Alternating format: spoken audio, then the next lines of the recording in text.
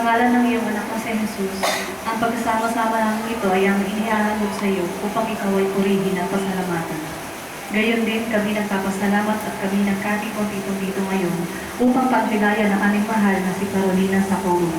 Ang pagpupulong na ito, Panginoon, ay nilalapit namin sa iyo upang maging instrumento ng pagkakaisa at pag-uunawaan.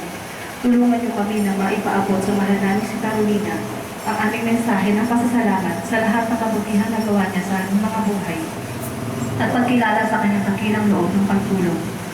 Pagkalooban niyo po kami ng liwanag ng isip at bukas na puso upang mailahat namin ang lahat ng nais namin parating. Maghari po tayo dito sa amin ngayon upang manaig ang katahimikan at kapayapaan sa bawat isa.